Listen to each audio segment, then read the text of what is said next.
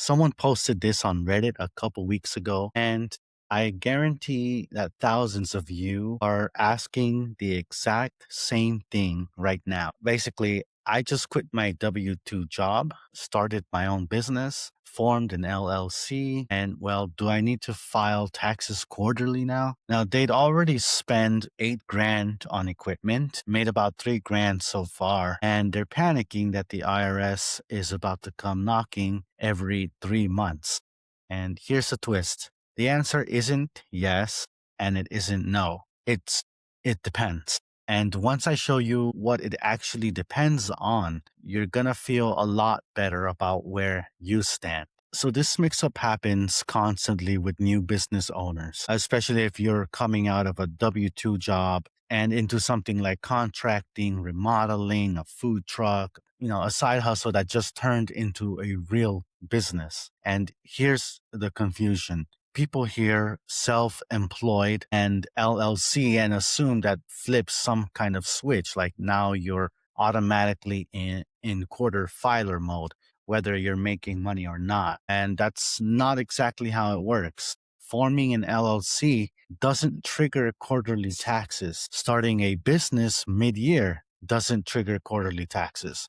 What triggers quarterly taxes is one thing and one thing only, whether you're actually going to owe the IRS money by the end of the year. So let's break down exactly how to actually know that. The IRS does not care about your business structure. They care about your total tax bill. And here's the actual test. You generally need to make quarterly estimated payments if both of these are true. So one, you expect to owe at least $1,000, easy to remember, for the year after subtracting anything already withheld or any credits you qualify for. And two, what's already been withheld plus credits is going to fall short of covering either 90% of this year's tax bill or 100% of what you owed last year, whichever is smaller. So I know that sounds like IRS speak, so let's translate it. If enough tax is already being covered some other way, you don't owe quarterly payments, even if you're self-employed. And here's the part almost nobody realizes. If you had a W 2 job earlier in the year, the withholding from that paycheck still counts and it doesn't disappear just because you quit. So that withholding is sitting in the same bucket as your whole year's tax bill. And for a lot of people who switch from W 2 to self-employed mid-year, that early withholding does a lot of heavy lifting, sometimes enough that no quarterly payments are needed at all. So at least not yet.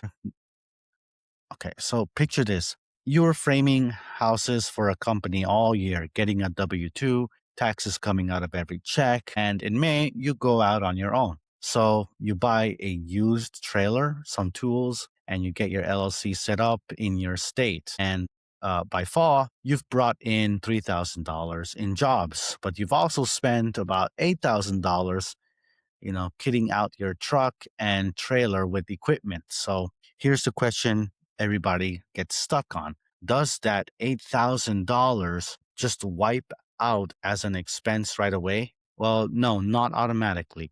Normal equipment like that is something you're supposed to write off gradually over several years. That's called depreciation. And then this is the part that saves a lot of new business owners. There are two provisions in the tax law that often let you deduct all of the depreciation in the first year. There's section 179, which lets you elect to expense qualifying equipment immediately up to certain limits. And then you have the de minimis safe harbor, which lets you immediately deduct smaller dollar items without going through depreciation at all. So if your gear qualifies and you make the right election, that $8,000 in tools could offset most or all of your $3,000 in income, meaning your lawn service, your food truck, or contracting side on paper actually shows a loss for the year and not a profit. And here's why that matters. For the original question, if your business shows a loss, you don't owe self employment tax on it. And the IRS only requires you to file based on self employment earnings once you clear $400 in net profit. So, no profit, no self employment tax bill from that business, at least not yet. And combine that with the W 2 withholding you already had in earlier in that year. And a lot of it, a lot of people in this exact situation find out that they don't owe a dime in their quarterly payments for their first partial year in business. So now federal is only half the story. Depending on where you live and what kind of work you do, there may be a completely separate tax that has nothing to do with income tax at all, and that's sales tax. So, using our contractor example, a lot of states treat certain services like landscaping, lawn care, and specific types of installation or repair work as taxable services. So, that means you may need a state sales tax permit and need to be collecting sales tax on what you charge customers, regardless of whether you owe any federal income tax at all. So some states even have a small provider exception, like a threshold where if you're a one person operation under a certain dollar amount, you're not required to collect just yet. But the second you cross that threshold, that requirement can kick in going forward. So it's good to keep that in mind. And the big mistake here is that, people research federal rules. They feel relieved that they don't owe quarterly income tax and completely forget to check whether their state considers what they're selling as a taxable service. So those are two totally separate systems running on two totally separate clocks. So let's just run through what trips most people up the most. So mistake number one, assuming forming an LLC changes your tax filing frequency. It doesn't. An LLC is a legal structure. It has nothing to do with whether you make quarterly payments. Mistake number two, assuming every dollar spent on equipment is an instant write-off. So some of it might be, thanks to things like Section 179, but it depends on what you bought and how you elect to treat it. Don't just assume. That's a conversation for whoever does your tax return. Mistake number three is forgetting your old W-2 withholdings. It still counts. So people, they treat their self-employment income like it's starting from zero, and it's not. It's added to everything else you made and withheld all year. Mistake number four, ignoring state level sales tax because you're focused on federal income tax. These are two different animals. Passing on one doesn't mean you're clear on the other. So what should you actually do if you're in this exact spot? New business, some income, some big equipment purchases, wondering if you're on the hook for quarterly payments. Well, one, add up your expected income and expenses for the whole year. And, not just since you started the business, but combined with any W 2 wages from earlier. Step two would be to figure out what was already withheld from your paycheck before you went out on your own. Step three is to get clear on how your equipment purchases should be treated.